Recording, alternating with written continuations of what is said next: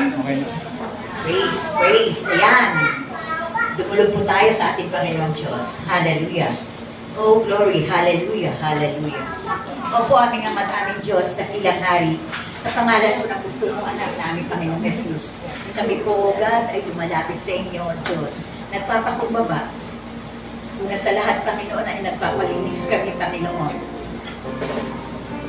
Sa lahat-lahat po ng aming kahinaan, sa lahat-lahat po ng aming pagsalamsan, sa lahat-lahat po ng aming nagawa na sabi ng isip, na hindi naging kaaya-aya sa inyong Panginoon, hinihingi po namin ito ng kapatawaran, O God.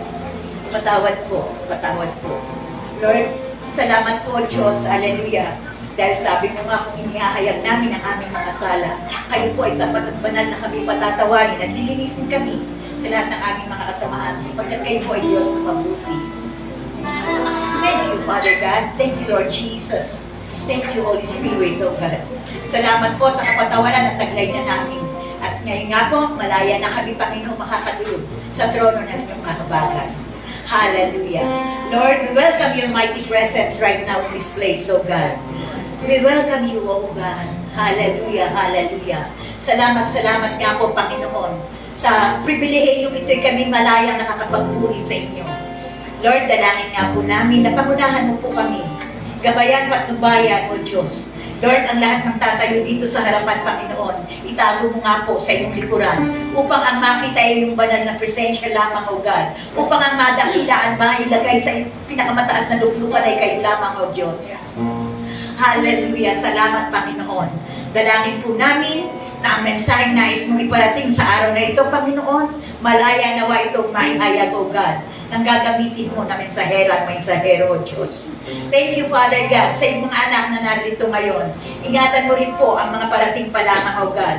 Kayo po, O Diyos, hallelujah, dalangin din namin, Panginoon, maging ang mga kapatid namin nanonood online, O God. I-bless mo rin po sila, O Diyos. Salamat nga po, O Diyos. Salamat, salamat, O God. Ang mga aawitin namin, ang mga parangal na ito ay para sa iyo lamang, O God. Dalangin po namin, Panginoon, na malugod kayo, maging isang mabangong samyo sa inyong harapan, O Diyos, ang lahat ng aming gagawin sa araw na ito. Thank you, Father God. All the praises, all the glories, all the honors are yours. In Jesus' name, this all we pray, and everybody said, Amen! Amen! Perfect.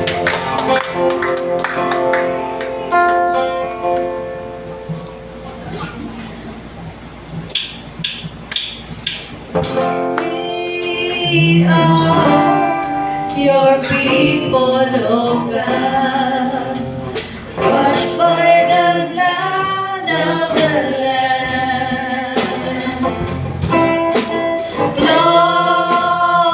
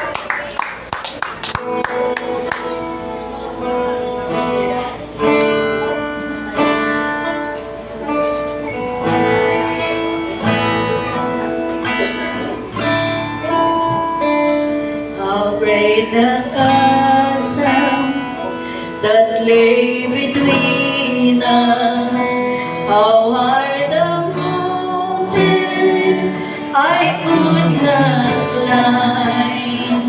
In desperation, I turned to heaven and spoke your name into the night. Then through the darkness, your loving kindness tore through the shadows of my soul.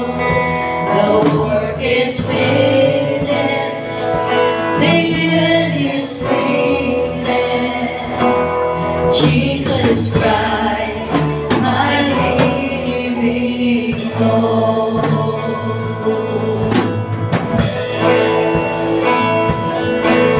Could imagine so great a mercy, what heart could follow such boundless grace? The God of ages stepped down from glory to wear my sin and bear my shame. The cross has spoken, I am forgiven. The King of Kings calls me his own. Beautiful Savior, I'm yours forever. Jesus Christ, my living hope. Hallelujah!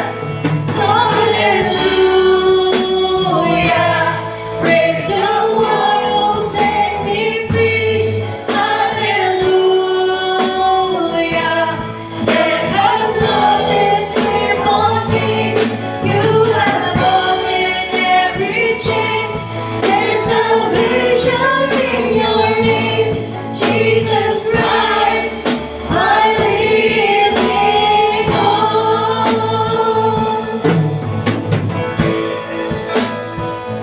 Then came the morning, the seal, the promise, your buried body began to break.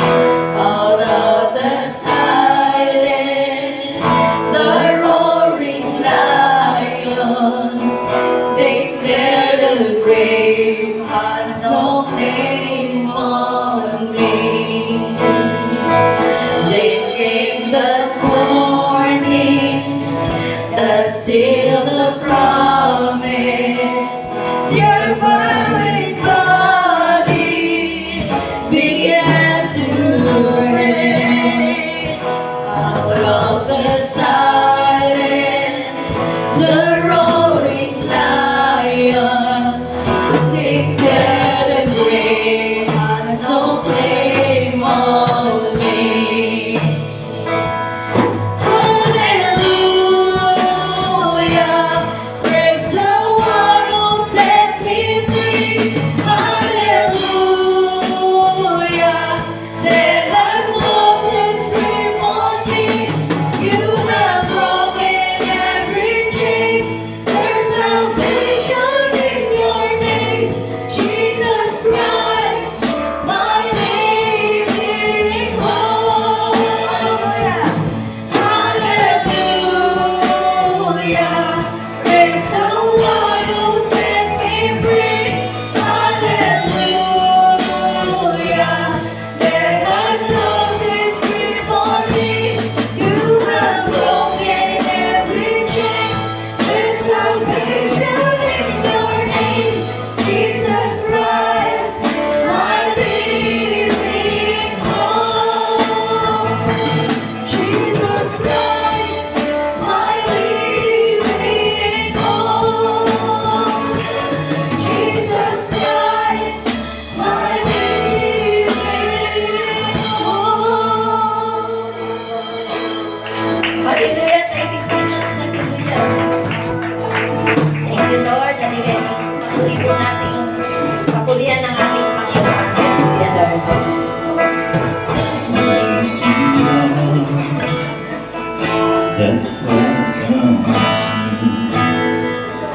the kindness of sin that both be blind, wholeheartedly, my soul and serving.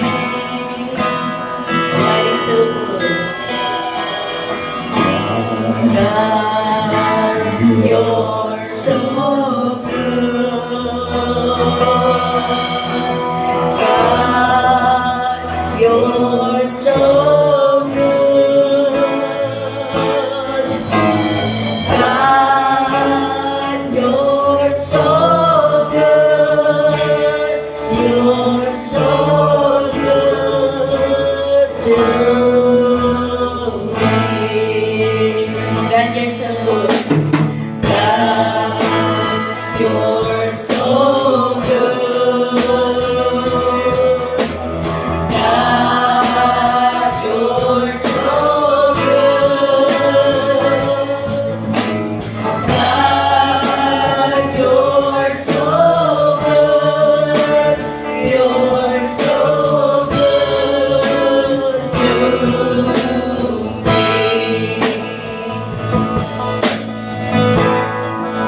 Before the cross, ancient ways, and hour by hour,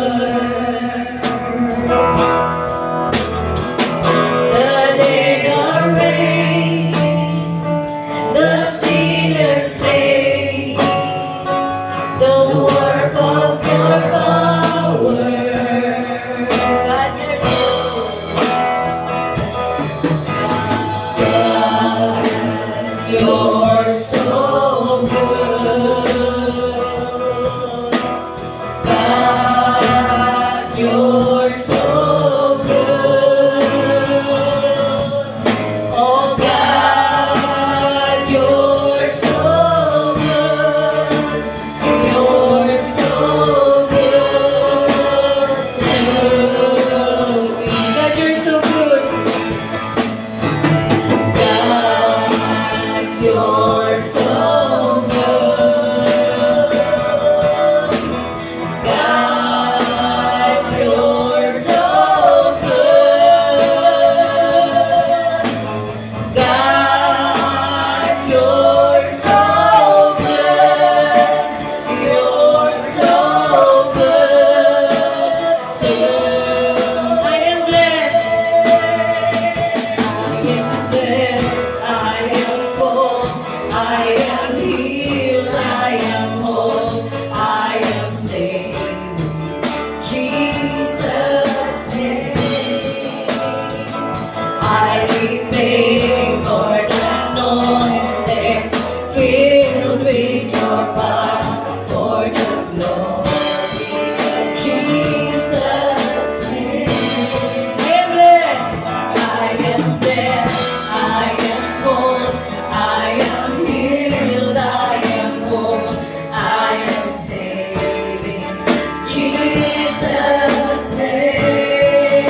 I be favored, anointed, filled with your power for the glory of Jesus. God, you're so good. God, you're so good.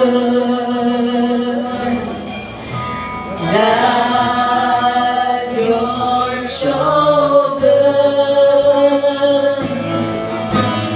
God, you're so good. You're so good to me.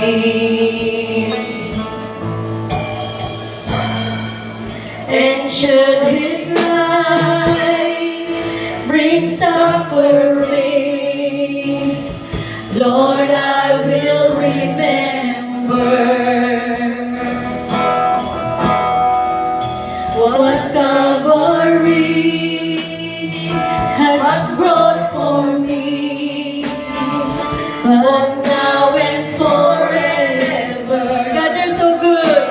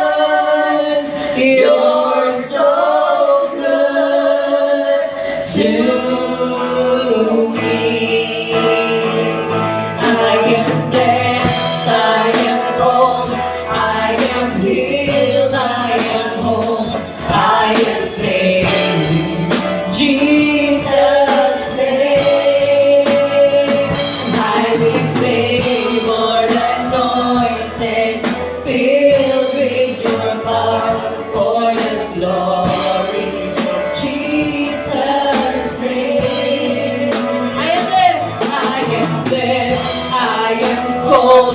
I am healed, I am whole, I am saved in Jesus' name. Highly favored, anointed, filled with your power for the glory of Jesus' name.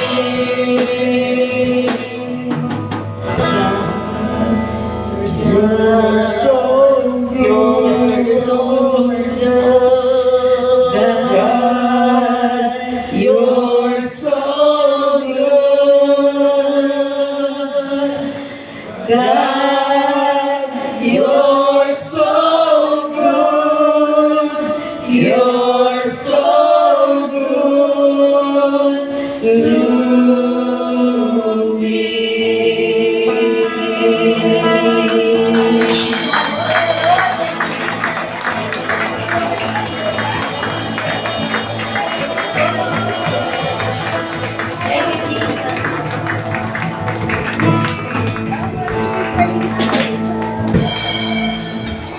Hallelujah, Lord. You're so good, oh God. Lord, tunay nga po, Panginoon, na napakabuti mo, Panginoon, Lord, sa bawat isa mo sa amin. Lord, salamat sa pag-ibig mo na patuloy namin nararanasan, Panginoon.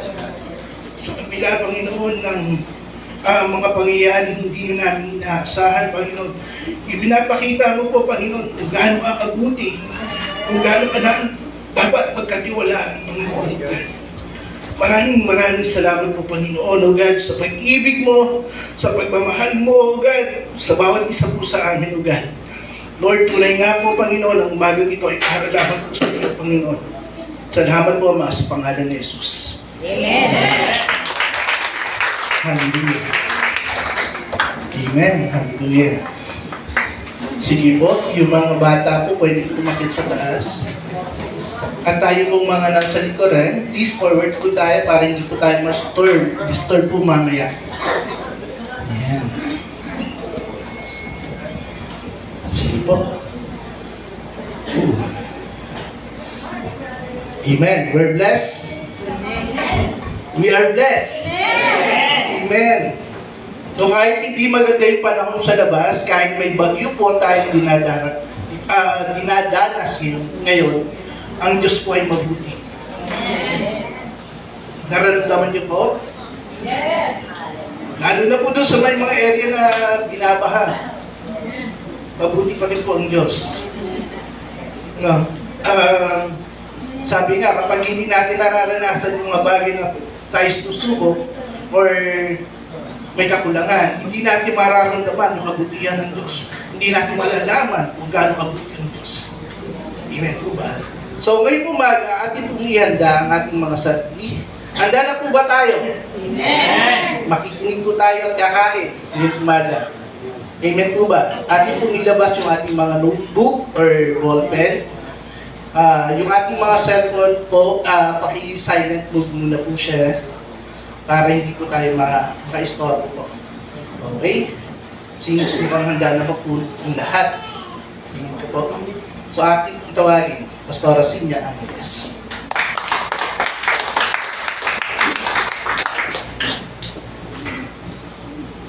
God is good. All the time. All the time. God is good. Amen. Napakabuti ng Panginoon. Sabi natin, ano man ang mga dumarating na kapanahunan, ano man ang mga hadlang, naririto pa rin tayo to please and honor our Lord. Siya ang Diyos na makapangyarihan sa lahat at nakakalam kung ano ang pinakamabuti para sa atin. Sa araw na ito, ihanda natin ang ating puso at kaisipan habang nagmi-minister ang pinadalang lingkod ng Panginoon sa araw na ito. Let us call on Brother Peter Angeles.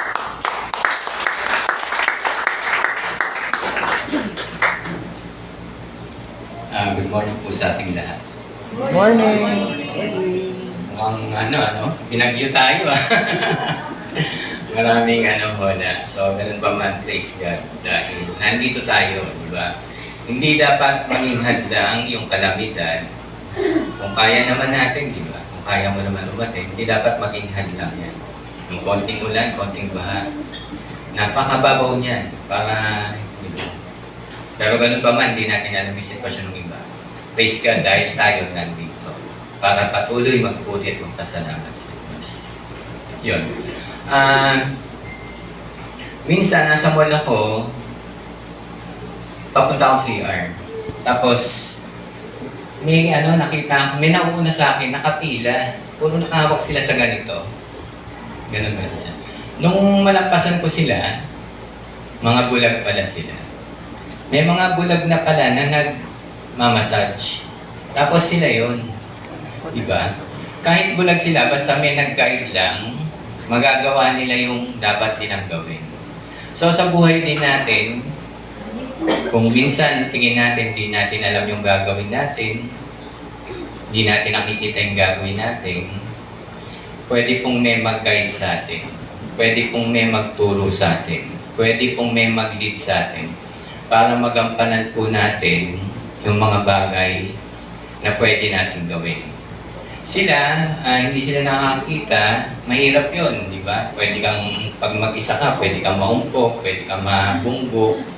Pero ganun pa man, nagiging productive sila kahit may ganung sitwasyon sila. At yun yung gusto ni God sa atin. Maging productive tayo sa bulwagang inaatinan natin. Maging kapaki-pakinabang tayo sa church na inaatinan natin. Hindi po dapat tayong mag-excuse. Kagaya noon, yung mga yon, di ba? Hindi sila nakakakita. Pero kahit papano, nagkaroon ng purpose yung buhay nila. Kahit papano, naging kapaki-pakinabang sila. Kahit papano, yung kinikita nila, nakakapag-share sila sa family nila. Ganun po yung gusto ni God sa atin. Sa church natin, mag-share tayo, mag-contribute tayo. Kung ano yung kaya natin gawin para sa church, para kay God, kahit maliit na bagay yan. Siguro sasabihin mo, taga-punas lang ako ng upuan, taga-ayos lang ako ng upuan, taga-walis lang ako. Hindi po. As long as yung ginagawa po natin para kay Lord, ino-honor po ni God yan. Si God po ang bahalang mag-reward sa tinatrabaho mo o ginagawa mo para sa church o para sa Kanya. Huwag po natin na ikahiya na ganito lang ako sa church, ganito lang yung kaya kong gawin. Tandaan po natin, basta mahal natin yung ginagawa natin, napapasaya natin yung pinaglilingkuran natin, okay yun kay God. Okay yun kay God. Hindi mo kinakailangang mag-full time sa church para makapag-serve kay God. Hindi mo kinakailangang ubusin yung maghapon mo sa church para makapag-serve lang kay God. Ibig ko lang sabihin, yung time management. Time management lang po. Diba? Lahat naman may nag-work dito, diba? Pero ba't kahit nag-work sila, nagsaserve sila kay God? Kasi time management po. Time management po. Lahat po tayo, pare-parehong 24 oras lang. Meron ba ditong higit sa 24 hours a day? Di ba? Baka hindi po 30 hours a day. Hindi po. Lahat po tayo 24 hours a day. Pero time management po. Yung priority po natin. Ano yung dapat natin gawin? Diba? Para makapag-serve kay Lord. Kasi nag-work tayo, oo. Pero gawa natin ang paraan. Hindi ko sinasabing kasi hindi ka busy, ganyan eh. Hindi po. Kaya nga po yung mga nag-work, nagagawa ng paraan ng time management. So yun, i-apply po natin yun. Kasi baka mamaya gusto mo na mag-serve kay Lord, pero sinasabi natin wala tayong oras. Baka mamaya gusto mo na mag-serve kay Lord, pero may mga excuses tayo. Ano po natin? Check po natin yung natin, yung time natin, yung availability natin, yung kakayanan natin. Lord, paano ba ako makakapag-serve? Diba? Paano kita mapaglilingkuran? Paano ba kita masusuklian yung pag-ibig niyo o yung blessing niyo sa akin? init. Ayun. So yun, time management po. Ngayon po, bago po tayo mag-start sa Word of God, pray po muna tayo. Father God, once again, salamat po Lord sa oras na ito, sa araw na ito. Salamat po Lord sa buhay, Lord, na patuloy niyong pinaperam sa amin. Salamat po Lord sa mga pagpapala, biyaya, kalusugan, na patuloy niyo binibigay sa amin. Sa mga oras na ito, Lord, dinadalayan ko po Lord yung salita. Salita niyo lamang po Lord at maitaas. Salita niyo lamang Lord yung marinig namin, maunawaan po namin, maintindihan po namin. At salita niyo lamang po, Lord, ang magturo sa amin, Lord. Bigyan niyo po, Lord, kami ng teachable heart. Handang magpatuwid, Lord, sa aming pagkakamali, sa aming pagkukulang, sa aming kasalanan. Linisin niyo po kami, O God, Father. Lord, we pray sa lugar na ito, Lord. Inimbitahan po namin yung banal na Espiritu na siyang lumukob sa bulwagang ito. At each and every one of us, Lord, katapuin niyo po, Lord, ang bawat isa. Protektahan niyo po, Lord, ang bawat isa. Iyan niyo po, Lord, na payapang maunawaan at maintindihan po namin yung salita. At ang manggawaan ng kaaway, Lord, tinataboy po namin yan sa pangalan ng Kristo Jesus. Espiritu po, Lord, ng antok, walang interes, lumilipad yung isip, Panginoon, tinatabi po namin yan sa pangalan ng Kristo Jesus. Bagkus, Lord, yung salita niyo lamang, yung presensya niyo lamang, Lord, ang aming mga. Minsan pa, Panginoon, kayo po ang mangusap sa bawat isa. Kayo po, Lord, ang maitas, O God. In Jesus' name we pray. Amen. Amen. So ngayon po, dako po tayo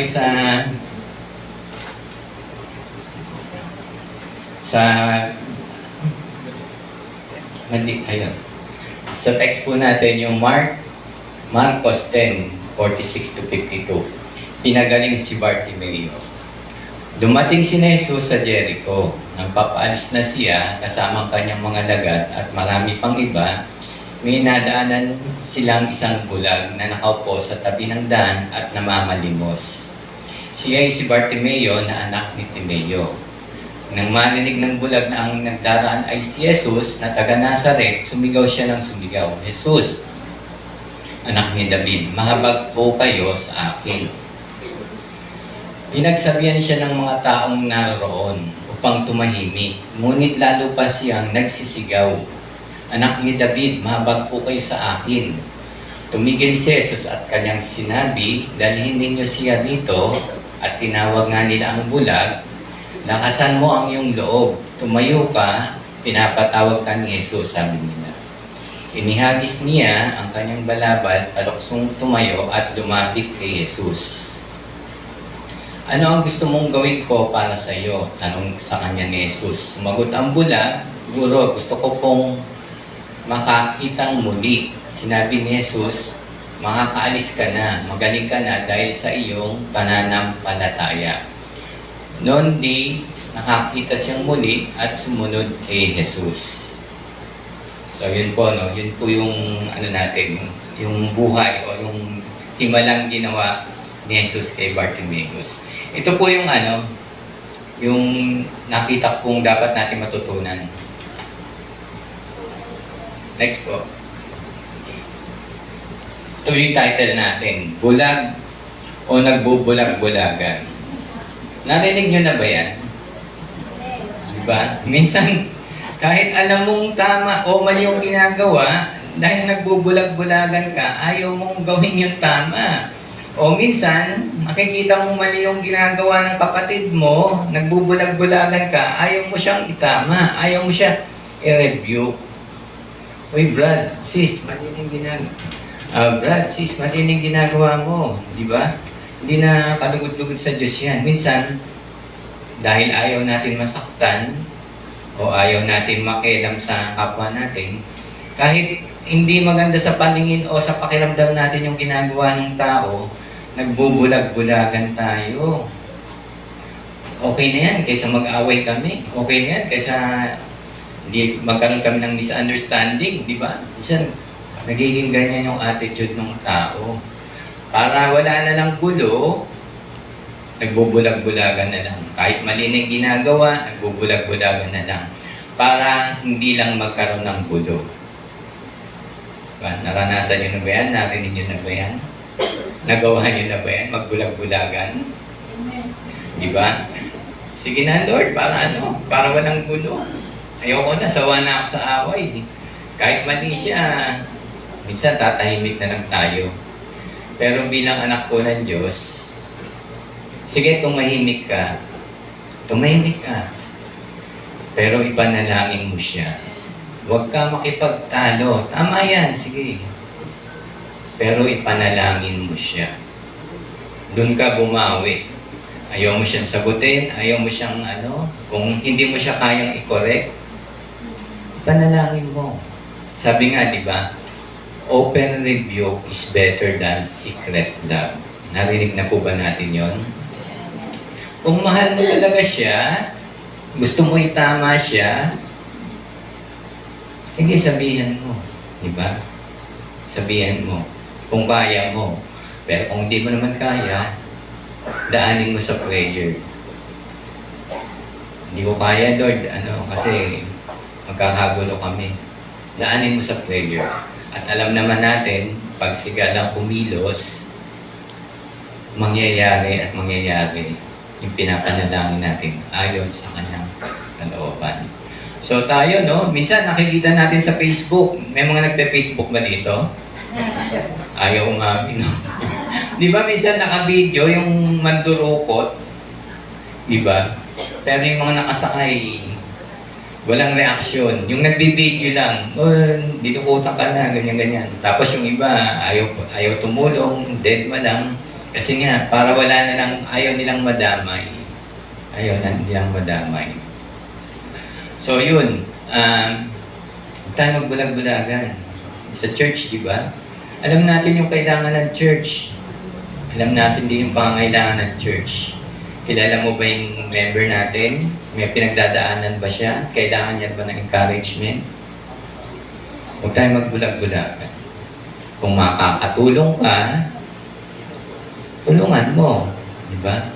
Kung matutulungan mo siya, maaakay mo siya, gawin mo. Kung kailangan mong unawain siya, intindihin siya, gawin mo sa tulong ng Diyos. So ito po yung nakita kong sitwasyon po ni Bartimeo. Ito, anong matututunan natin sa sitwasyon ni Bartimeo? Unang-una po, ano yung ang sitwasyon at sino ang tinatawag niya? Sitwasyon. Siguro tayo ngayon, iba-iba yung sitwasyon natin sa church. Meron maayos, merong may problema, merong magulo. Iba-iba tayo ng sitwasyon. Kaya hindi ko masasabi kung ano yung dapat natin gawin. Pero isa lang nararapat natin gawin. Tumawag tayo sa Diyos. Yun lamang po. Kung sagana ka, ano yung sitwasyon mo? Sagana ka ba? Kung sagana ka, thank you Lord. Pasalamat tayo every Sunday, di ba? Thank you Lord. Kahit ang hirap ng buhay, nagtataasan ng mga bilihin, ng kuryente, lalo na, di ba? Thank you Lord, dahil nandyan ka. Ano may sitwasyon mo? Thank you Lord, nandyan ka. May narinig nga ako sabi, ang mahal-mahal naman ang bilihin. Ganun. Pasalamat ka dahil may pambili ka pa rin, kahit mahal yan. Ang problema, kahit mura yan, kung wala kang pambili, diba? Ano gagawin mo? Pasalamat ka pa rin, may blessing ka ni Lord. Kahit mura yan, kung wala kang pambili, ano gagawin mo? Mahal, nagre-reklamo ka. At least may pambili ka. Ang importante, may nabili ka. Mura nga, wala kang mapambili. Ganun din yun, di ba? Be thankful na lang. Ano yung sitwasyon natin ngayon? Sino yung tinatawag natin pag nagkakaproblema tayo? 5, 6? Pag may problema tayo. Ano ba? Barkada? Inom? Imbis na makipag-ayos tayo, kausapin natin yung taong involved sa problema natin, binabackstab ba natin? Ano yung sitwasyon natin ngayon? Magulo ba ang isip natin ngayon? Kaya Lord lang tayo tumawag. Pwede tayong magpa-advise. Pwede pong tayo humingi ng counseling para maliwanagan po tayo. Minsan may mga taong hindi na kaya yung problema Diba? Kaya nga yung iba nagpapatiwakal. Di ba? Si Judas, di ba? Nagpatiwakal siya dahil hindi niya nakinaya yung nagawa niyang kasalanan. Pero imbis na hindi natin alam, pero kung kaya naman natin ayusin yung problema, makipag-ayos tayo bilang anak ng Diyos. Di ba? Sabi nga bilang anak ng Diyos, ikaw na yung magpakumbaba para makita yung pagkilos sa inyo, Lord. Yung pangunawa sa inyo, Lord. Sabi nga, iba, di ba? Church ka ng church, pero hindi ka naman, wala naman nagbabago sa character mo, sa attitude mo. Nakarinig na ba kayo ng ganon? Di ba? Nag-church ka nga, pero pag uwi mo ng bahay, ganyan ka naman, ganito ka naman. Paano mo ma-i-influensyan o ma-sharean yung family mo kung walang nakikitang pagbabago sa iyo? Ano yung sitwasyon mo ngayon? Ano na ba yung spiritual life mo? Ano na ba yung seed of faith na nangyari sa buhay mo? Kamusta yung seed of faith? Lumalago na ba? Bansot ba? Sabi nga, saan ba siya nahulog? Sa batuan? Tinangay ba siya ng ibon? Sa dawagan ba siya natanim? O sa matabang lupa? Kamusta po yung faith natin? Yung relationship natin kay God? Nag-grow ba? Naging bonsai ba? Kamustahin po natin? Check po natin. Dapat po lumago tayo bilang anak ng Diyos. Minsan may mga dawag, di ba? May mga problema. Di ba? May mga problema talaga kasi buhay ka eh. Talagang yung buhay, puno-puno ng challenges yan. Pero ang kailangan lang, kunin mo yung side ni God. Sa side ka ni God kumampi. Kasi pag kay God, alam naman natin yung security. Security. So yun no, sino yung tinatawag natin? Si God lang. Kay God lang tayo tumawag.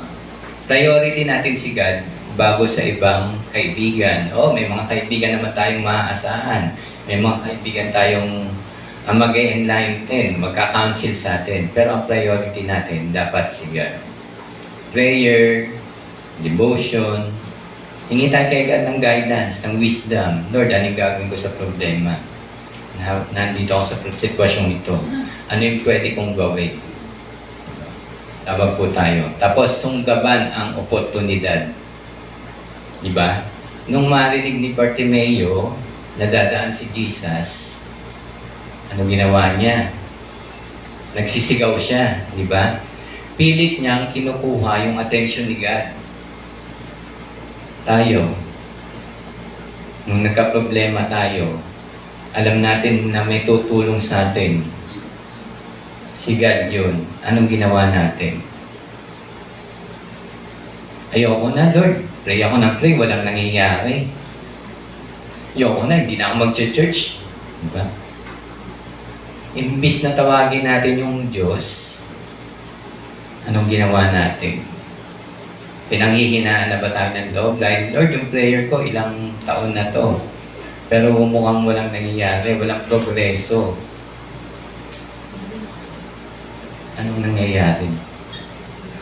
Sunggaban po natin yung oportunidad. For example po, ngayon nasa church tayo. Opportunity na po natin to na unawain, intindi ng salita ni God. Itong oras na ito ay para talaga kay God. So, bigay natin. Sabi nga, bigay mo kung ano yung kay Jesus. Bigay mo yung para sa Diyos. At itong oras na ito para sa church lang. Para kay God lang. Yung problema, yung gumugulo sa isip mo, isang tabi mo muna yan. Pero ang oras na ito para kay God. Take this opportunity to learn, to listen. Diba? To correct yourselves through the Word of God.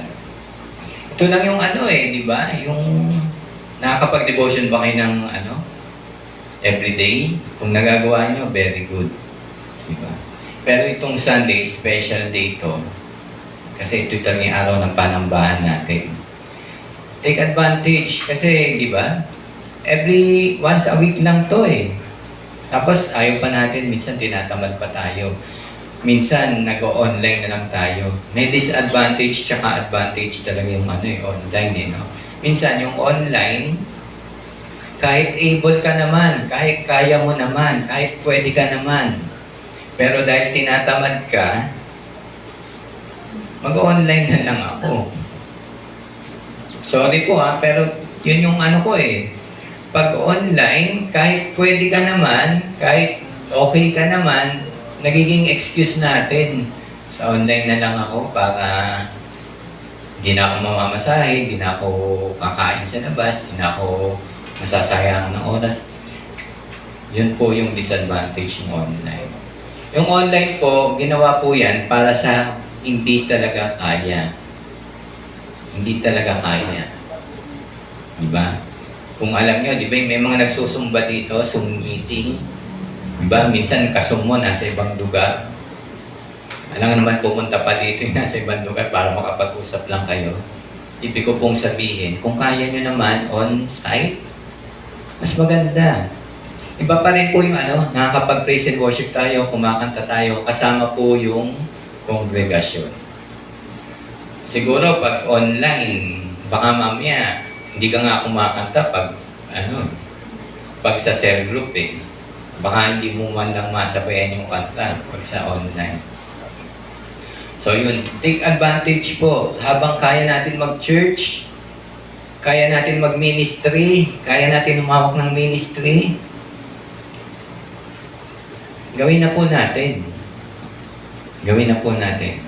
Hanggat kaya mo pa, baka mamaya dumating yung time na gusto ko sana pero hindi ko na kaya. Nalipasan na ako ng panahon. Dumating na ba sa isip niyo yun na may gusto pa yung gawin, pero dahil nalampasan na kayo ng panahon, nagsisi na kayo. Yung mga pagkakataon pong gano'n, huwag natin hayang palampasin. Kung kaya, may oras, may resources, gawin po natin para kay God. Huwag po tayong manghinayang.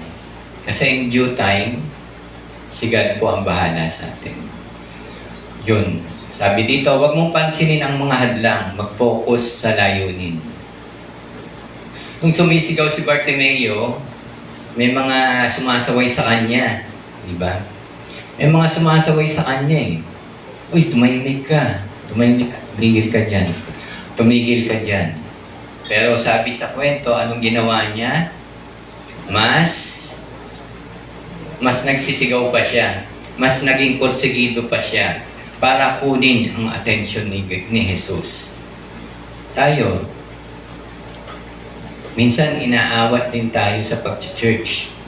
Inaawat tayo ng problema, inaawat tayo ng kakulangan, inaawat tayo ng guiltiness natin kung nagkasala tayo kay God, hindi tayo worth it. Inaawat tayo ng kakulangan, wala akong pera, wala akong pamasahe, hindi muna ako mag-church. Pero siya, kung ano man yung umaawat sa kanya para marinig ni God, hindi niya pinansin. Lalo niya pang nilakasan yung boses niya para marinig ni God. So, ganun din sa atin. May mga problema tayo minsan na hindi agad naririnig o hindi agad sinasagot ni God. Pero lakasan mo. Lakasan mo yung pagtawag mo kay God. Lakasan mo yung pananampalataya mo. Lakasan mo yung prayer mo. Lakasan mo. Kunin mo yung attention niya. Kunin mo yung attention niya. Diba? Si God yan eh. Si God yan. Si God yan. Kunin natin yung attention niya. Huwag natin pansinin yung mga hindrances o hadlang. Ano ba yung hadlang? Kung bakit hindi tayo makapag-pray, makapag-devotion, makapag-church. Hindi ako makapag-devotion kasi yung cellphone ko eh. Tinatawag ako lagi, mag-Facebook daw muna ako. Tinatawag ka mo ng cellphone mo. Hindi ako makapag-devotion eh. Kasi yung pinapanood kong telenovela, tinatawag ako, alas 3 na raw eh. Diba? Sana hindi maging hadlang yan. Yung priority, yung time management natin. Anong umahadlang sa'yo para tawagin o lumapit kay God? Check po natin yung sarili natin. Check po natin. Pag-pray po natin. At yung solusyon, ibibigay naman sa atin ni God. Ano ba yung humahad lang sa akin? Ba't kahit gusto ko mag-serve kay Lord, hindi ko magawa? Nagdi-desire ba tayo magkaroon ng ministry? Inaasam ba natin na magkaroon ng ministry? Ano yung humahad lang? Ba't hindi ka pa makapag-ministry? Ano yung humahad lang? Ba't hindi ka makapag-church? May mga hadlang po. Pero dapat po malampasan po natin yan. Huwag po natin pansinin. Sabi nga, focus ka sa layunin mo. Ano ba yung layunin mo? Ba't ka ba nag-church? Ano yung layunin mo? Ba't ka ba nasa church? Dapat maging klaro po sa atin yun. Kasi in-invite po ako eh. Napunta ako dito. Diba? Dapat po klaro. Ba't mo tinanggap si God? Kilala mo ba si God? Tinanggap mo na ba si God? Sinuko mo na ba yung buhay mo kay God? Dapat po klaro kung ba't ka narito. At si Bartimaeus, may layunin siya eh. Ano yung purpose niya? Ano yung purpose ni Bartimeo? Ba't ganun na lang siya tumawag? Ay, pinipigilan siya, inaawat siya. Ganun na lang yung ano niya, yung energy niya para tawagin si God. Diba? Tayo, ano yung purpose natin? Ba't tayo nasa church? Ba't ka nagsiserve kay God? Ano ba? Dahil hinikayat ka lang? Napasubo ka lang? Dapat po, mas malalim doon yung dahilan natin. Dapat po malaman po natin. Tapos, naririnig tayo ng Diyos, ang imbitasyon ay para sa lahat. Diba? Narinig naman ni Jesus si Bartimaeus eh. Kahit nasabihin mong crowded, maraming tao, pero ang hirap siguro marinig nun, no? Kung talagang crowded, tapos ikaw yung ano. Pero narinig pa rin siya ni God eh. Nung hindi niya makuha yung attention ni God, nilakasan niya pa, di ba? Dapat ganun po tayo. Kung may prayer po tayo, sa palagay natin, hindi tayo naririnig ni God. Lord, yung prayer ko parang hindi naririnig. Baka kulang ka sa pagtawag. Baka kulang tayo sa pagtawag kay God. Nakasan po natin. Paano ba natin kukunin yung attention ni God? Diba? Dapat makuha po natin yung attention ni God. Hindi yung makukuha mo yung attention ni God dahil ang tigas ng ulo mo. Diba sa magulang? Ang tigas ng ulo nito lagi, kuhang-kuha nito yung attention ko. Hindi po ganun. Dapat po makuha natin yung attention ni God dahil sa kabutihan, dahil sa pagsunod natin. Hindi yung makukuha mo yung attention ni God dahil sa katigasan ng ulo mo o nung anak mo. Kuha mo yung inis ko Diba? Sana. Kuha mo. Dapat po hindi ganun. Makuha natin yung attention ni God dahil gusto natin makalig siya. Dahil sumusunod tayo sa Kanya. So, yun po, no? Tawagin natin siya. Narinig tayo ni God. May mga prayers lang talaga na minsan hindi pa sinasagot ni God. At in due time, i-reveal ni God yan kung bakit hindi. Pero sa ngayon, tawag lang, patuloy lang tayong tumawag kay Lord. Patuloy tayong sumunod kay Lord. Patuloy natin kunin yung attention ni God. Yung invitation niya, every one of us, welcome to get close to God, di ba? Tinawag niya si Bartimaeus eh. Palapitin mo si Bartimaeus. Palapitin mo. At magagawa din natin yun. Pwede tayong lumapit kay God through prayer, through devotion. Yun yung way natin eh, para makalapit kay God eh. Ngayon, kung hindi ka magpe-pray, hindi ka magde-devotion, ano yung way mo para makalapit kay God? Diba? Ano yung way mo? There's no other way kundi yung lumapit tayo kay God through prayer, devotion, attend sa mga services, fellowship. Yun yung way natin eh. Hindi ko alam kung may ibang way kayo, maliban doon kung paano kayo lalapit kayo. Pero yun yung nakikita ko pong way. Tapos dito, iwaksi na ang lumang pagkatao at masayang lumapit sa Diyos. Nung tinawag si Bartimaeus, may inihagis siya eh. Tatandaan nyo? May inihagis siya, yung balaban niya. Bakit niya inagis? Diba? Hindi na ako bulag. Narinig na ako ni God. Yung lumang pagkatao natin yun. nung hindi pa hindi pa natin na-encounter si God, meron tayong may burden tayo o may tatak tayo nung kasalanan. Pero nung tinawag siya ni God, hinagis niya yun. Ibig sabihin, sabi nga sa Bible, isang bagong nilalang ka na. Nung tinagap mo si God bilang Panginoon at tagapagligtas, isang bagong nilalang ka na. Kung ano man yung bit-bit mo nung hindi mo pakilala si God, kung ano man yung nakabalot sa katawan mo nung hindi mo pakilala si God, ibalin mo na yun. Dahil nung tinawag ka ni God, bagong nilalang ka na. Wala na yung luma, wala na yung dating pagkatao mo. So yun, no? Iwaksin mo na yung lumang pagkatao mo. Kaya nga yung iba, di ba? Ayoko mag-share kasi babalik sa akin. Di ba? Kala ko ba, anak ka ng Diyos, ba't ganyan ka pa rin? Di ba? Yung iba natatakot mag-share, nahihiya mag-share kasi nga, babalik sa kanila. Pag walang nagbago. Pero ganun pa man, i-asam natin na magbago tayo bilang anak ng Diyos. Tapos, lumapit tayo kay God. Di ba? Yung iba kasi nahihiya. Lord, masyado akong makasalanan para sa biyaya mo. Hindi ko deserve, Lord, yung mga pagpapala mo. Hindi ko deserve, Lord, na mag-serve sa iyo kasi makasalanan ako. Pero hindi po. Tandaan po natin, gaano man karami yung kasalanan natin, ano man yung kasalanan na gawa natin. Dahil sa pag-ibig ng Diyos, lilinisin niya po tayo. Sabi nga, if you confess your sin, He is faithful and just to forgive us and cleanse us from all unrighteousness. Kaya wag po tayong mag-guilty. Siguro mag-guilty ka kung sinasadya mo lagi yung kasalanan. Di ba? Pero kung pinipilit mong magbago, sumunod sa kalooban ni God, mahirap di ba? Mahirap. Totoo yan. Kaya nga bilib ako sa hindi nahihirapan sumunod sa salita ni God. Bilib na bilib ako. Mahirap talaga Yun. Lumapit tayo kay God. Gusto natin ng clarity, ng kaliwanagan, ng kaayusan, ng direction sa buhay. Lapit tayo kay God. Ano na ba yung direction ng buhay natin ngayon? Spiritually, ano yung tinatak natin? Hindi tayo ng direction kay God. Lapit po tayo.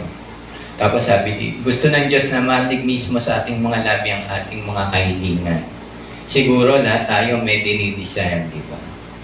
May dinidesire tayo. May mga prayers tayo na gusto natin. Nung si Bartimaeus pinalapit ni Jesus, di ba? Hindi naman sinabi ni God, alam ko na gusto mo. Hindi naman nagganon si Jesus, di ba? Tinanong niya. Kasi ang gusto ni God, specific. Ano yung gusto mo? Kahit alam ni Jesus na bulag siya, di ba? Tinanong pa rin. Kaya tayo, may mga prayer tayo na hinihingi kay God, may mga request tayo. Be specific po. Gusto ni God galing sa labi natin yung hihingin natin. Diba? Personal natin sasabihin kung ano yung gusto natin para pakinggan ni God. Diba? Hindi yung sa tao kasi, pakisabi nga kay, mami, gusto ko yun. Diba? Mga ganon. Diba? Hindi ganon. Dapat direkta po tayo kay God na, na humingi. Tapos po nun, pinagaling siya, di ba? Mahalaga ang ating pananampalataya upang maganap ang ating hiling. Sabi nga sa Bible, faith without work is dead. Narinig niyo na po ba yun? Faith without work is dead. So siya, nung tinawag siya, di ba? Tinawag niya si God, pinansin siya ni Jesus, pinalapit siya ni Jesus, tinanong siya ni Jesus kung ano gusto niya. Gumaling siya dahil sa pananampalataya niya. Napakalaki po talaga o napaka-importante po talaga ng pananampalataya sa ating mga hinihiling. Sabi nga, di ba, faith. O sige, naniniwala ka, pero ayaw mo naman kumilos. Ano kaya kung nagdaylan si Bartimaeus, no? Lord, alam mo na nga bulag ako papupuntahin mo pa ako dyan. Ang daming tao mapatid pa ako, madapa pa ako, di ba? Pero hindi naman nagdaylan si Bartimaeus, di ba? Pumunta siya. Pwede niyang sabihin siguro yun kung hindi siya porsigido. Lord, ikaw na lang lumapit. Baka madapa pa ako. Di ba? Hindi na nga ako nakakakita pa, palalapitin mo pa ako dyan. Pero hindi, tumalon pa nga siya, di ba? Tumalon siya dahil nasiyahan siya. Dahil pinansin siya ni God.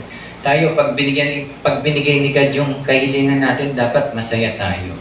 Masalamat tayo, lalo maging masaya tayo. Kagabi nga, may nag-share sa cell group namin. May medical condition siya na naging okay. At dahil sa resulta ng medical condition niya na okay, nagtatalon siya habang umiiyak. Yung mga tao nagtataka, nangiyak. Di ba? Ang nangyayari siya, ba't tumatalon ka habang umiiyak? Pero ganun dapat yung joy natin kapag nininig ni Lord yung prayer natin. Di ba? Nagtatalon siya.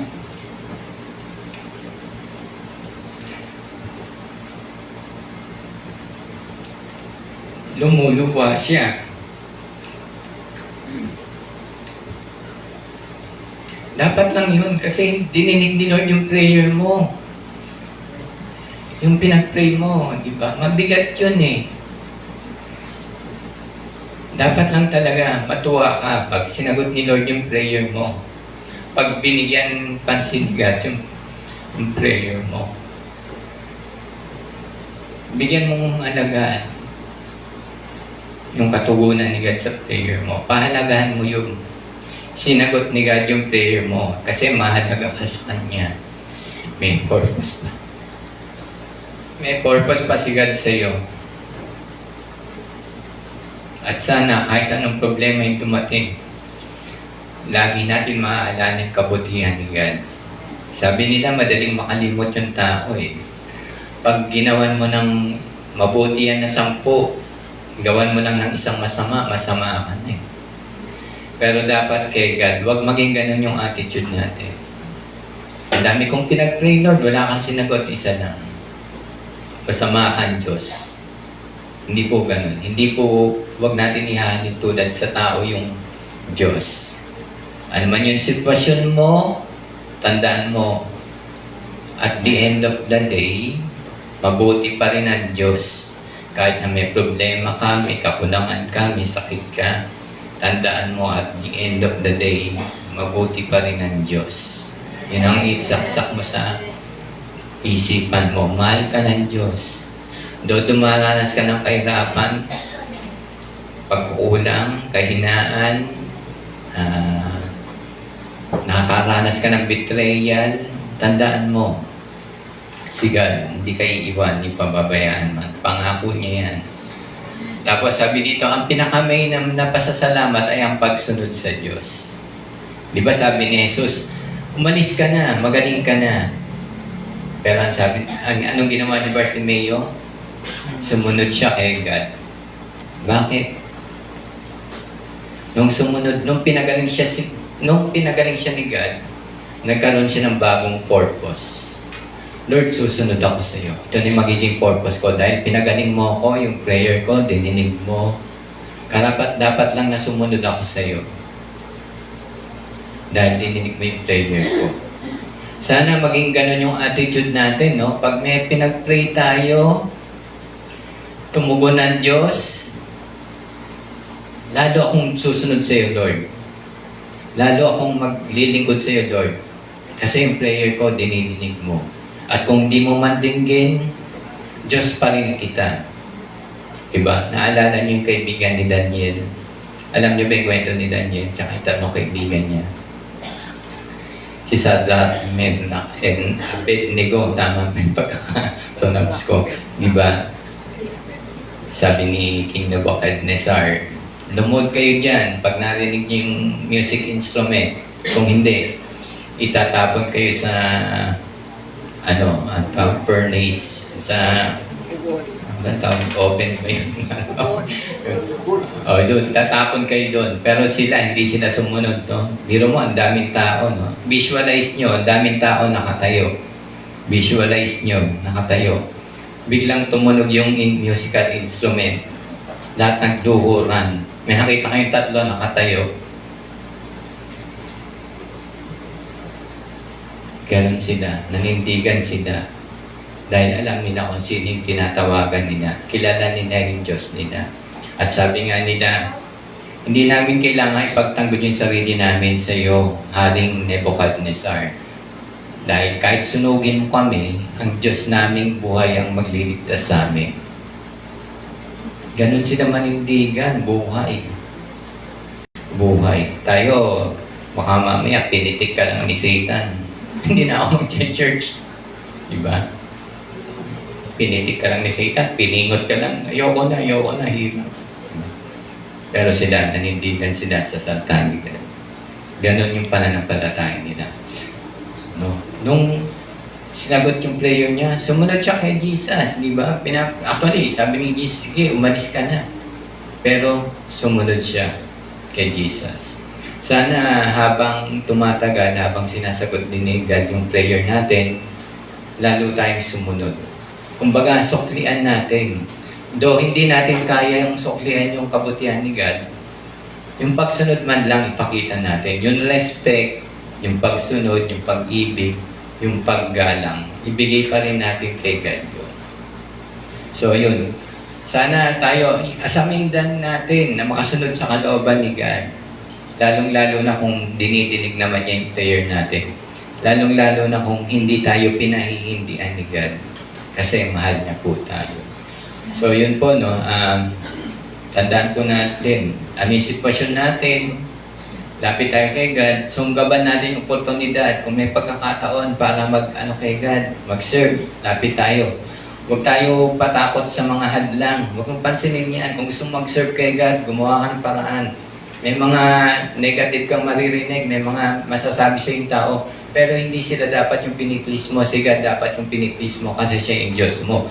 Tapos narinig tayo ng Diyos, siguro minsan it takes time para masagot yung prayer mo. But then yung faith, kailangan yan para sagutin yung prayer mo. Tapos gusto ni God na madig mismo sa labi mo kung anong dinidesire ng puso mo o ano man yung gusto mo. Sabihin mo kay God yan. Sabihin mo kay God yan. Tapos mahalaga yung pananampalataya. Tandaan natin yung susi para sagutin yung prayer natin ay through faith o pananampalataya natin. Faith without work, tandaan po natin, is dead. Kahit na gustong-gusto mo yan, pero wala ka namang ginagawa, ayaw mong kumilos, tumulong para maakamit yan, wala pong mangyayari. Wala pong mangyayari. At ang pinakamainam sa lahat na pasasalamat ay ang pagsunod po kay God. Pagsunod is, di ba, nagpapasabik ka na kay Lord. Lord, sige po, gamitin niyo po ako para sa kalwalatian niyo. Next po. Ayan, nagbubulag-bulagan. Ito minsan po, nagbubulag-bulagan tayo kahit kailangan na natin ang Diyos dahil ayaw natin pasakop sa Kanya. Tapos nagbubulag-bulagan tayo kahit pinagpapala tayo ng Diyos dahil ayaw nating maglingkod sa Kanya. Nagbubulag-bulagan tayo kahit pinoproteksyonan tayo ng Diyos. Napulon. Yun. Dahil ayaw natin pasakop. Yun, di ba? Minsan, kahit alam natin na kailangan natin si God, ayaw natin tanggapin, Di ba? Kahit na alam naman natin, kailangan ng tao ang Diyos, pero ba't ayaw niya tanggapin? Ba't ayaw niya tanggapin? Ayaw niyang pasakop, ayaw niya mag-commit kay God. Ayaw niya mag-commit kay God. Meron pa ba dito nun? Dapat po, once na tinanggap po natin si God bilang Panginoon at tagapagligtas, asahan na po natin yung commitment na ibibigay natin kay God. Inaasahan po ng Diyos yung commitment mo. Kasi tinanggap mo siya Nakipag-niig ka na, may covenant ka na kay God. So dapat, huwag ka na magbulag-bulagan. Kailangan mo talaga yung Diyos, di ba? Hindi ka pwedeng yung peace of mind, yung love, yung joy, kay God galing yan. Kailangan mo yan. Huwag kang magbulag-bulagan na pinagpapala ka ni God. Pinagpapala ka ni God, kaya lang ayaw mo maglingkod. Ay, gusto ko lang, Lord, yung pagpapala. Pero yung paglilingkod, ayoko. Gusto ko lang blessing, pero ayoko maglingkod sa iyo. Minsan nagdaday lang tayo. Bubulag-bulagan tayo. Diba? Kaya nga pinagpapala ni God para i-bless mo rin yung iba.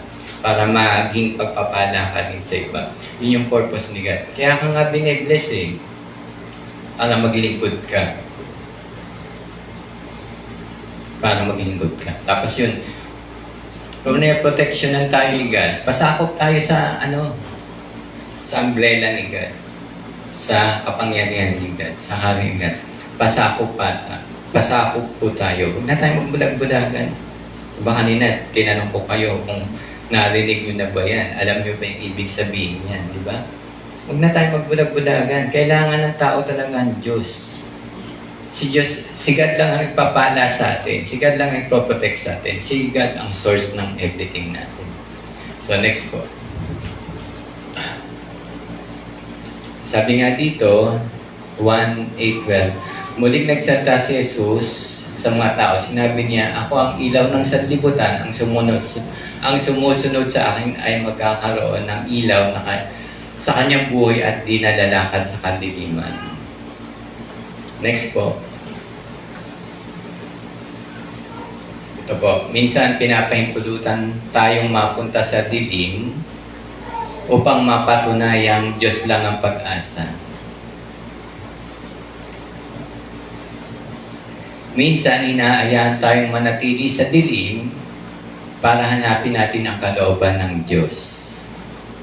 Minsan, inilalagay tayo sa dilim upang magamit bilang pagpapana sa iba.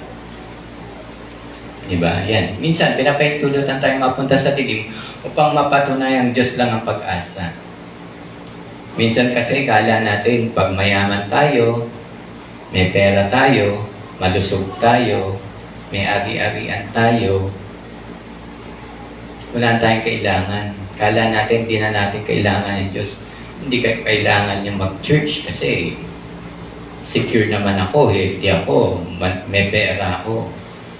Pero hindi. Minsan pinapahintulutan ni God yan. Kahit may pera ka, kahit kilala mo pa lahat ng doktor, kahit inumin mo pa lahat ng gamot na kailangan mo, kung wala ang patnubay o pagpapala ni God, gagaling ka kaya? Kahit na may pera ka, di ba? Yung security. Kahit na may pera ka, pero takot ka, yung bahay nyo, ang taas ng bakod, hindi ka makalabas na walang bodyguard. Diba? Kumbaga yung security. Diyos lang yung pag-asa natin. Tandaan natin, hindi sa pera, hindi sa kayamanan, hindi sa karanungan, hindi po dyan galing yung pag-asa natin. Oo, makakatulong sila, advantage yan, pero si God talaga yung pag-asa ng buhay natin. Tandaan po natin yan. Tapos minsan, inahayan tayong manatili sa dilim para hanapin natin ang kalooban ng Diyos. Lord, ginawa ko naman ang lahat eh. Sabi nung kakilala ko, ginawa naman namin yung lahat para gumaling siya eh.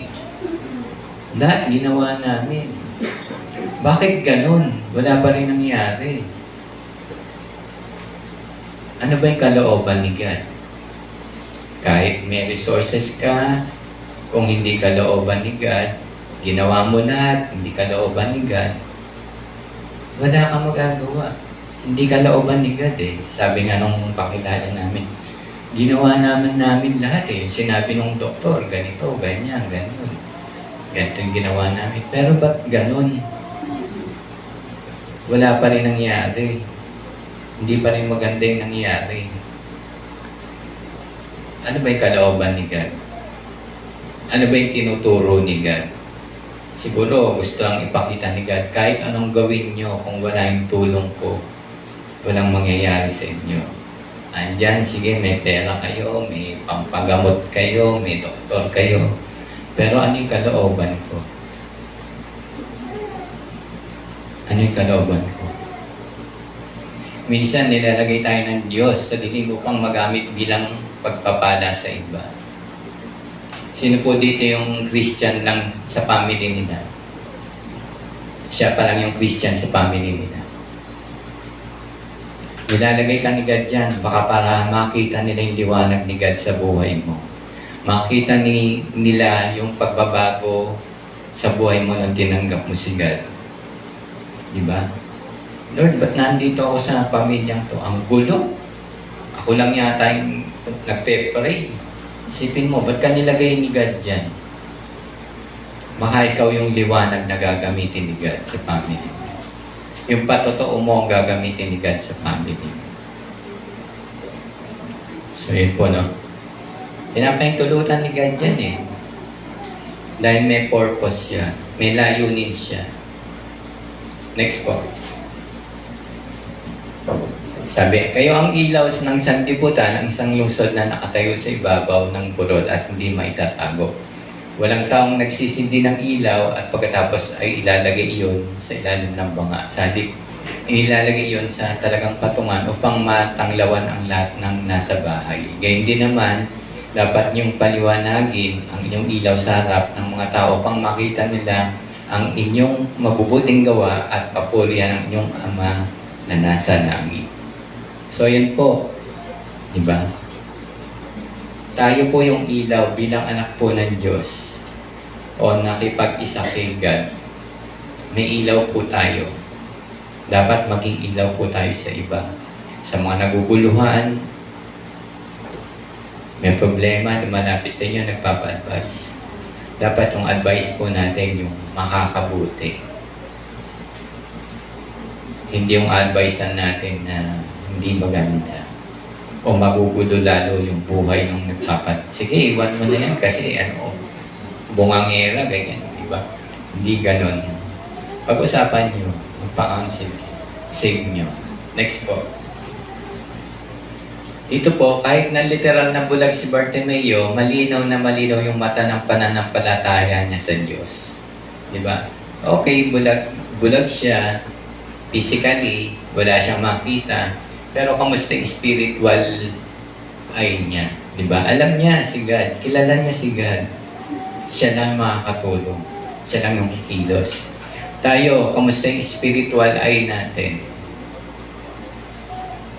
Kamusta yung spiritual eyes natin? Huwag na tayong magbulag-bulagan. Huwag na tayong magbulag-bulagan. Kailangan ni God yung service mo, yung love mo, yung ministry mo.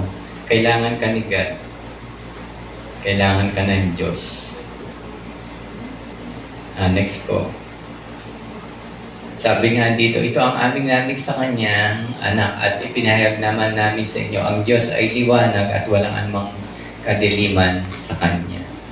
So lahat po nung may problema, tandaan natin, si God lang po yung liwanag na pwede natin takbuhan. Si God lang yung liwanag ang pwede natin puntahan. Yun po.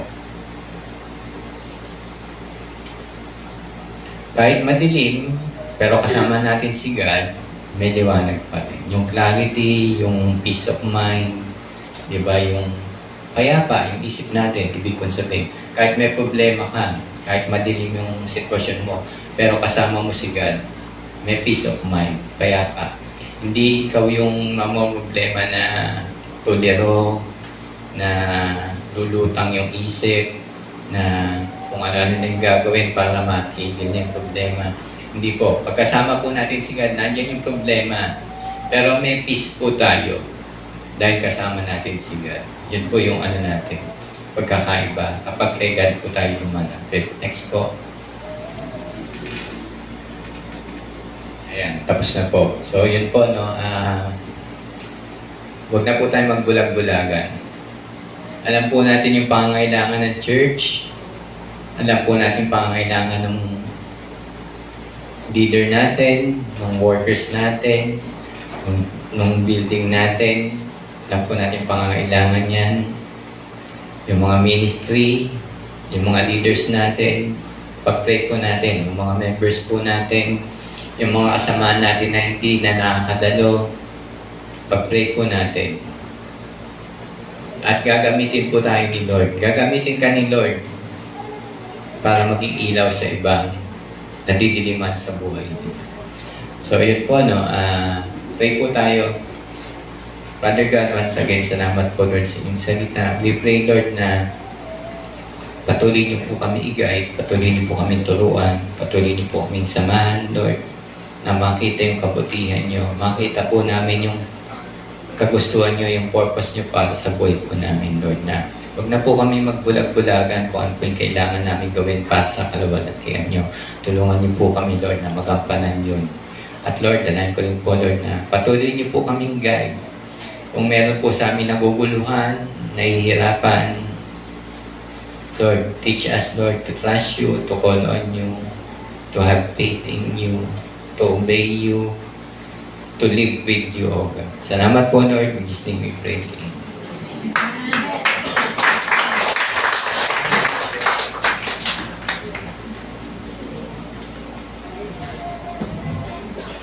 Amen. Narinig po ba at naintindihan natin yung mensahe ng Panginoon? Amen. Naintindihan po natin? Amen. Nung tinanggap mo si Jesus as Lord and Savior of your life, ikaw ay nasa liwanag na. Sabi nga doon sa pinakita sa atin, walang ilawan na inilalagay sa ilalim ng takalan, kundi ito ay nilalagay sa isang patungan upang ang lahat ay maliwanagan. Ikaw ay anak ng Diyos. At ikaw ay may daladalang liwanag. Nakikita ang buhay mo ngayon. Kaiba sa buhay mo nung hindi mo pa nakikilala ang Panginoong Hesukristo. Kaya ang liwanag ay daladala mo. Kaya ang liwanag na ito ay nakikita ng tao sa iyo. Na mayroong liwanag kang daladala. Sinabi yan sa Bible, doon sa pinakita sa atin kanina, ikaw ay may daladalang liwanag. Ibig sabihin, yung liwanag na ipinakita, na ibinigay ng Panginoon sa iyo, dahil meron ng pagbabago sa buhay mo, nakikita yan sa buhay ng isang mananampalataya. Nakikita yan sa buhay ng isang Kristiyano. Although dumaraan ang mga pagsubok, wala naman taong hindi dumaraan sa pagsubok. Lahat ng tao dumaraan sa pagsubok. Because this is the challenge in your life. Kung tatalikod ka dahil sa pagsubok o magpupursigi ka na lalo pang umunlad sa pamamagitan ng pagtitiwala sa Panginoon. Sabi natin, ang daming problema ng tao. Ang daming problema ng lahat ng mga bansa. Ang bansa natin ay isa rin sa may mga problema. Bakit? Hindi dahil ito sa korupsyon, maraming nangyayaring katiwalian sa gobyerno. Hindi po yan ang dahilan. Kaya nga merong 2 Corinthians. Kaya nga sinasabi ng Panginoon sa ating lahat, sa kapanahon ng ito, bakit nagkakaroon ng pagbabago, ng maraming mga problema, hindi lang ang tao, kundi pati ang bansa. Eat my people. Bakit? Marami na po tumalikod. Marami nang tumalikod sa pananampalataya na nauumaling na sa mundo. If my people who are called by my name, sino yon? Tayong mga mananampalataya, shall humble themselves and pray. Tayo na tinawag ng Diyos bilang mga anak niya, na nakakilala sa Kanya, tayo ay nakakalimot na. Maraming tao na ang nakakalimot ng pagtawag sa Diyos. Bakit? Kasi dahil sa mga pagsubok, dahil sa mga problema na dumarating sa mundo, na nawawalay ang tao sa paglapit sa Diyos. Na ginagawa ng tao ang kanyang alam na tama. Ito. Mga taong akala niya, ito ang solusyon, ito ang gagawin ko. Pero hindi po yan. Tanging ang Diyos lamang ang may kapangyarihan na gumawa para sa atin. Tanging ang Diyos lang po ang katugunan. Christ is the answer to all the problems in the world. Nakikita natin mga pangyayari, ang daming nangamamatay na Kristiyano, pinapatay ng mga Muslim sa ibang bansa. Dahil akala nila sila ang tama. Marami pong bagay na nagpapabago ng pananampalataya sa tao. Kaya sinasabi sa atin ng Panginoon, huwag na kayong makiayon sa takbo ng mundo. Kayo ay binigyan ng ilaw upang magamit ang ilaw na ito sa mga nadirimlan pa doon sa mga hindi pa nakakakilala sa Panginoon. Ikaw lang ang tinawag ng Diyos para magamit niya bilang daluyan ng kanyang pagpapala. Hallelujah. Dahil wala ng righteousness ang mga tao sa panahon ngayon. Parang nahirati na kung ano ang meron, yun, dun tayo. Kaya, sinabi nga po, di ba, sa ating buhay, 2 Corinthians 2 at 2 Timothy 2:5. Do the work of an evangelist, maging tagapaghatid ka ng magandang balita. Ihatid mo ito ng may pananampalataya sa Panginoon. Ang tinawag lamang ng Panginoon para makapaghatid ng magandang balita ay ikaw. Pakisabi sa katabi mo, ikaw ang inuutusan ng Panginoon. Ikaw ang inuutusan ng Panginoon. Bakit? Tayong nakakilala sa Kanya. Hindi naman niya uutusan yung hindi pa nakakakilala eh. Oh, ba't tumatawa kayo? Tayo kasi ang nakakilala. Uutusan niya ba yung hindi pa nakakakilala sa Kanya? Siyempre, hindi. Ikaw ang karapat-dapat na makita ang liwanag sa iyo dahil tinanggap mo na si Kristo. Lumalakad ka na, nakikita ng tao ang liwanag sa iyo. Kaya tayo, ang tinawag ng Panginoon na makapaghahatid ng magandang balita para sa iba. Dahil ang Diyos ang nakakaalam ng pinakamabuti sa bawat isa sa atin. Tinawag tayo, ibigay natin. So, maging halimbawa tayo, katulad ng pinag-usapan ngayon, na kapag nakatanggap tayo ng pagpapala ng Panginoon, pasalamat tayo. Sabi nga, nung tagapagsalita, yung isang kasama nila ay nagpatotoo ng kagalingan, lumundag siya, lumuluha, nagpapasalamat sa Panginoon. Hindi tayo kaiba sa mga ganong pangyayari. No? Sabi natin, bago tayo dumarating sa highest calling ng Panginoon, meron tayong tinatawag na hagdanan na pagdadaanan mo. Meron kang madadaanan na step 1, step 2, step 3, hanggang sa marating mo kung saan ka ilalagay ng Panginoon. Ako may pinagdaanan din. Step 1, unti-unti mong makikilala ang kagandahang loob ng Panginoon na binigay sa'yo. Unti-unti lang yon, hindi bigla. Step 2, utusan ka ng Panginoon na maging kamanggagawa. Kahit mahirap, gagawin mo dahil sumusunod ka. Hanggang sa dumarating, papupuntahin ka sa isang mga gawain na hindi mo alam, pero sumusunod ka pa rin. Bago pa lang, di ba, na-testify ko na minsan sa Wednesday group na isang gawain sa bagong silang, bagong-bago pa lang noon, hindi pa develop yung lugar na yon. Ang nakatira doon, sila Sister Mila, nagkaroon ng bahay doon sa bagong silang na tinatawag. Sabi ni Sister Mila, Sister, sana magkaroon ako ng Bible study doon sa bahay. Sinabi niya kay Doc. Sabi ni Doc, ikaw siya pumunta doon. Hindi ko po alam yung lugar na yon. Pero sa pagtatanong, sinabi ni Sister Mila, bumaba ka doon, sumakay ka sa jeep, papunta mo ng Novaliches. Pagdating sa Novaliches, meron doon mga jeep na papuntang bagong silang. Bumaba ka doon sa may tindahan na ganito ang kanto. Pumunta po ako. Kasama yan sa training ng Panginoon sa'yo. Pumunta ako, hinanap ko. Bago pa lang talagang ginagawa na inuuka pa lang yung mga dadaanan doon, maputik, tag-ulan, pero pumunta ka. So, pinupuntahan ko po yun. Once a week, pumupunta po ako doon. At si Sister Mila, pag nakita na niya, dumadating ako, ini-invite na niya kung sino may invite niya doon sa mga katabi niya. Mauupo kami lang, mananalangin lang kami. Ganun lang po. Simpleng kapamaraanan. Napaka-importante po kasi ng panalangin para sa isa't isa. Hanggang sa dumating ang pagkakataon, marami ng mga pangyayari. Yung ibang mga kasama sa church, ayaw nila yung mga trabaho na ng ibang mga ministry na medyo Ayoko niyan, gusto ko yung ganito. Alam po ninyo, ako po ay humawak ng 12 ministry dito sa church during that time. Dahil inaayawan ng ibang kasama. Pero hindi ko po pinagmamalaki yun. Tinitingnan ko lang yung hagdanan na ginagawa ng Panginoon. Talagang maraming pagsubok. Hanggang sa dumating na nagkasakit yung husband ko, nagkaroon ng acute myocardial infarction.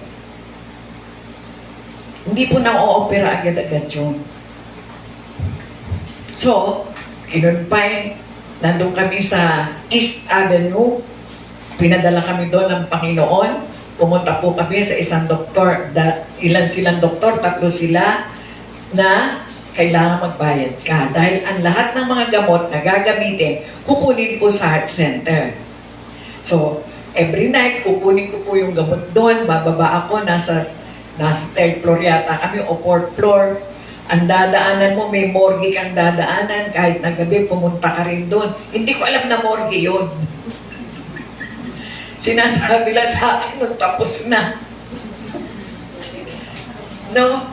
Ganun po ang ginagawa ko. Ngayon, sabi po ng doktor palagi, hindi natin alam ha, wala tayong kasiguruhan. Alam ko nananalangin ka. Dahil alam po Kristiyano kami. So, yun lang po ang panlaban mo dahil anak ka ng Panginoong Hesukristo. Wala kang ibang titignan. So, sila doktor, sila Sister Carmen, pinadadala ako ng pagkain doon. Sila pinahiram pa kami dahil kung ano-ano po ang mga kailangan na nando doon. Nagpapatuloy ito. Sinasabi palagi ng doktor, nasa loob ng ICU po yung asawa ko, sa loob ng 5 araw, nasa ICU. Hindi mo naman siya pwedeng bantayan doon, kundi doon lang kayo sa labas. Wala ka namang room. Magtitiis kayo doon sa isang room na lahat ng mga pasyente na nasa ICU na nandun ang kanilang pamilya ay nandun doon sa isang room. Ang hinigan lang namin, magtiis ka kung meron kang dalang mga gagamitin mong pantulog. Kung wala, magtitiis. Meron doon mga cardboard na yun lang ang sapin. Okay po yun sa akin. After 7 days, sinabi ng doktor, ang dami nyo kasing nananalangin, yung mga pumupunta dito kasama mo. 2 araw na lang, ililipat na siya sa room. Dumating po na inilipat na siya sa room. After 2 days, sinabi ng doktor, meron na siyang ano dito ha, maayos na, dapat pupunta kayo dito sa ganitong petsa. Tapos po sinabi ng doktor, eto na ang clearance, pumunta ka na sa cashier. Mag-aano po ako sa cashier.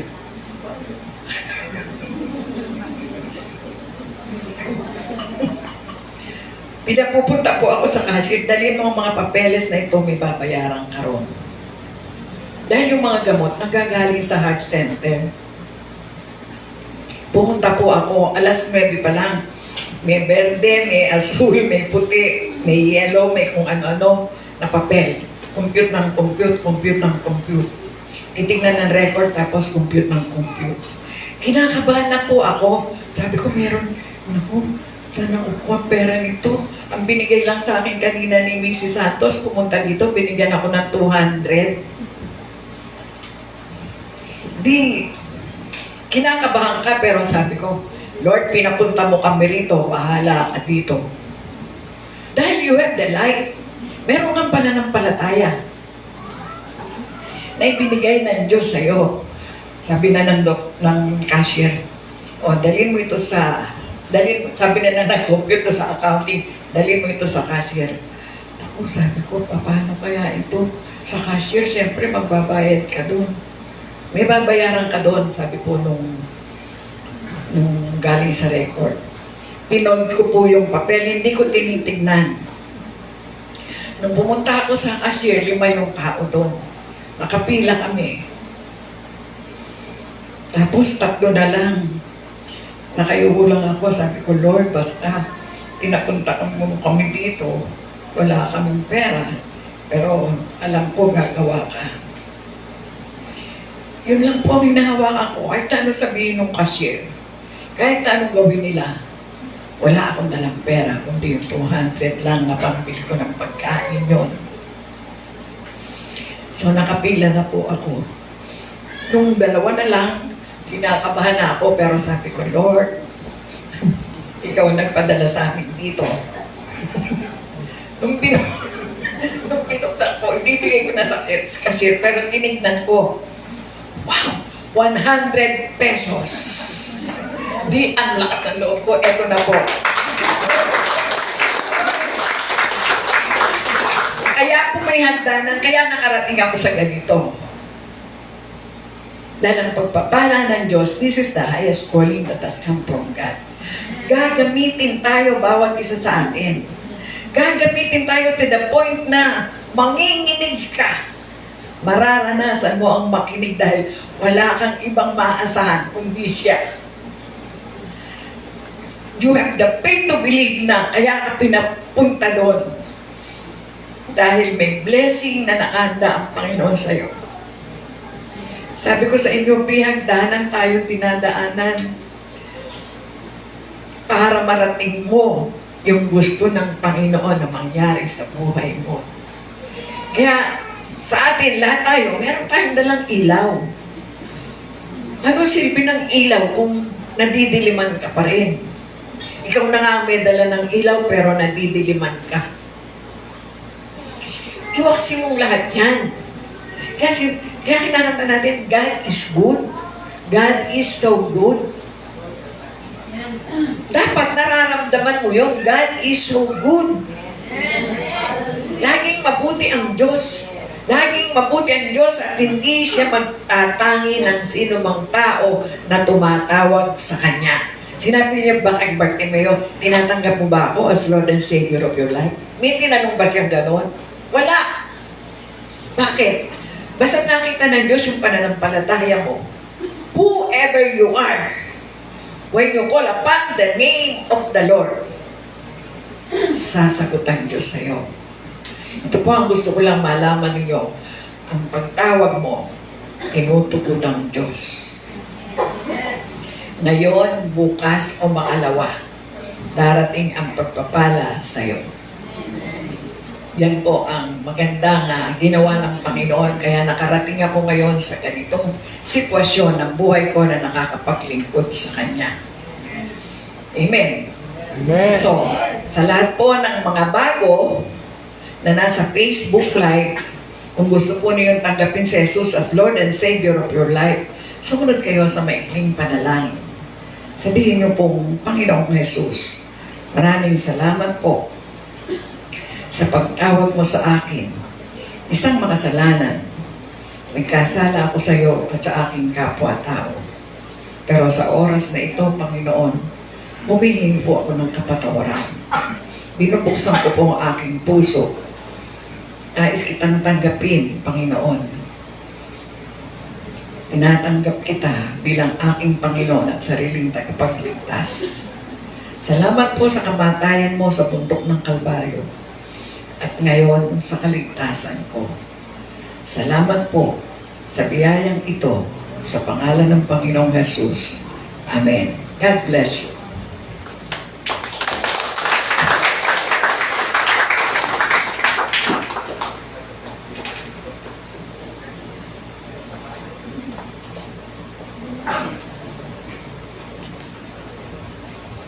Yun po. Amen. Napagpala po ang lahat. Hindi po ba? Naintindihan po. Yung mensahe na yung pinararating sa atin. Okay, lahat po tayo may kanya-kanyang request. Sabi nga, hindi natin alam yung sitwasyon bawat isa. But yung good news is si God, alam yung sitwasyon na yun. Okay? Ngayong oras na to, tayo po ay dadako sa isang utos na pinagagawa sa atin ng ating Panginoon. Tayo po ay magbibigay sa Kanya. So habang pong hinahanda natin yung ating ikapo at love offering, tawagin ko po si Pastor Danny sa kanyang spec.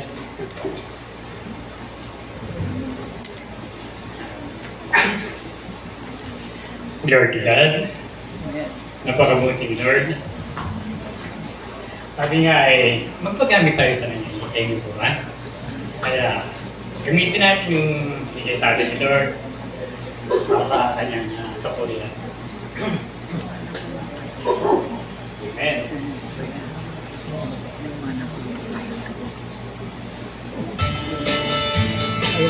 Lord,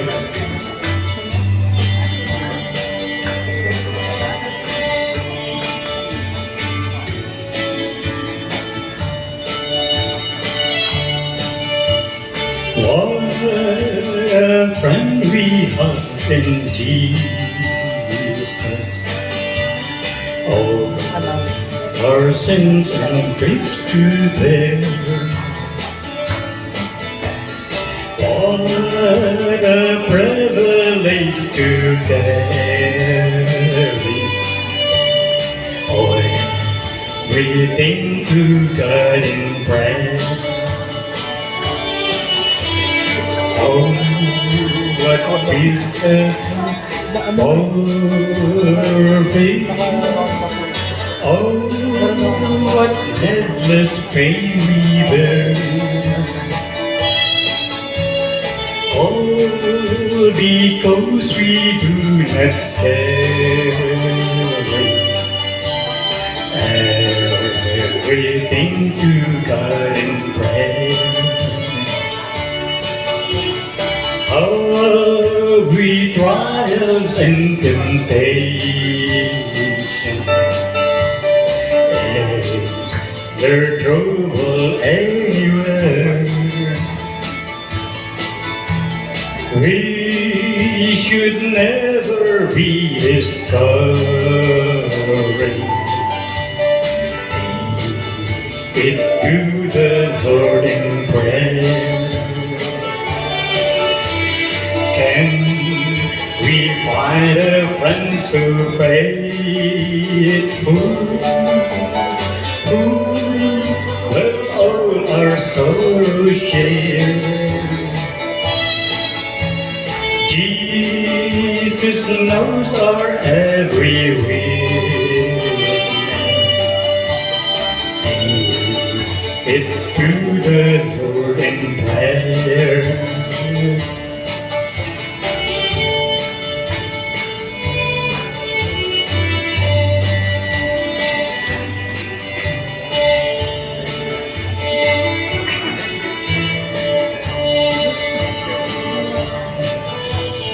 Are we weak and heavy laden? Covered with a load of care. Precious Savior, still our refuge. Take it to the Lord in prayer. Though thy friend despise or forsake thee, to the Lord in prayer. In His arms He will take and shield thee. Thou wilt find His soul's prayer. Amen.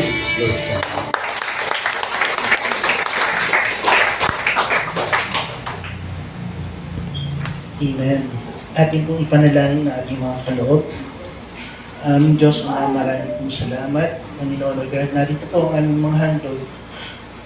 Ibinibigay sa iyo, Panginoon. Dalangin po namin naman na gamit ito, Panginoon, God, sa ikalala po, ikalalawa pa po ng iyong bahay-sambahan, Lord God. Lord, dalangin po namin na kayo pong magpala sa bawat isa, Panginoon. Salamat din po, Panginoon, sa opportunity, Panginoon, to give you, God. Lord, maraming salamat po sa iyong papurihan sa pangalan ng Jesus. Amen. Okay po. Para po sa ating pong announcement, sige po, ating pong panoorin.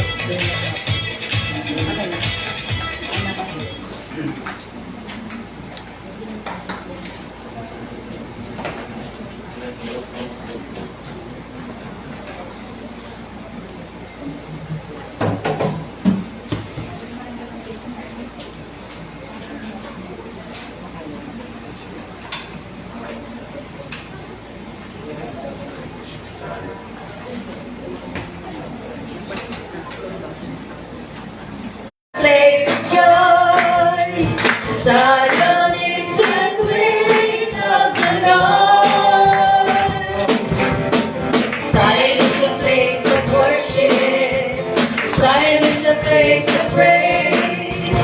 Zion is the Zion, to the city of the living God, to the city of the living God, to the city of the living God. So let us stand to the hill of Zion, to the city of the living God, for we are the land is harmony, sing harmony. Zion is a place of singing, Zion is a place of joy, Zion is the dwelling of the Lord. Zion is a place of worship, Zion is a place of praise, Zion is the dwelling of the Lord. Oh, let us climb to the hill of Zion, to the city of the living God, to the city of the living God, to the city of the living God. So let us climb to the hill of Zion, to the city of the living God, for we are the land this family is an army.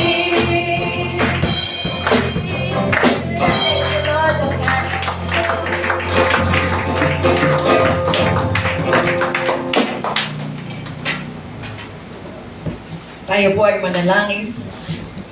Hallelujah. Maraming salamat, Panginoon, sa pagpapala na binuhos mo sa aming kalagitnaan sa araw na ito. Salamat po sa mensaheng tinanggap namin na nagmumula sa iyo. Patuloy mo nga po kaming turuan, Panginoon, sa pamamagitan ng mga kaalaman na nagmumula sa iyo upang magamit namin ito sa paghatid ng magandang balita sa iba. Maraming salamat po maging sa mga kapatid namin na wala rito ngayon. Dalangin po namin kung anong pagpapala ang pinagkaloob po ninyo sa amin ngayon. Ganong pagpapala rin ang makamta nila, pati po yung mga nasa Facebook Live. Panginoon, maraming salamat po sa pagbuhos ng kagalingan at kapayapaan sa lugar na ito. Even ailing pocket, Father God. Maraming salamat po sa patuloy na pagkilos mo sa pagbibigay sa amin ng kalakasan upang mapapurihan ka sa pagkakaloob mo sa amin ng mga material na bagay na pangangailangan namin, maging sa mga pinansyal na pangangailangan at higit sa lahat, inaayos mo ang aming spiritual na buhay upang maging kaaya-aya sa iyo. Lord, katulad ni Bartimaeus na lumapit sa iyo, lumalapit din kami ng buong puso at pagmamahal sa iyong harapan. Kilala mo kami at walang maitatago. Panginoon, maraming salamat po sa pagkilos mo sa aming mga buhay, sa bawat pamilya na nagre-represent ng kanilang pamilya sa kongregasyon na ito. Madalang pauwi masiganang pagpapala sa kanilang mga tahanan. Maraming salamat po sa buhay na pagpapala na tinanggap ng bawat isa. Hayaan mo pong ibalik namin sa iyo nang maingat na maingat ang lahat ng pagpupuri, pagpapasalamat, pagpaparangal at pagsamba. Dalangin po namin ang lahat ng ito sa mga pangyariang pangalan ng Panginoong Jesus. Tayong lahat ay magsabi ng Amen. God bless you.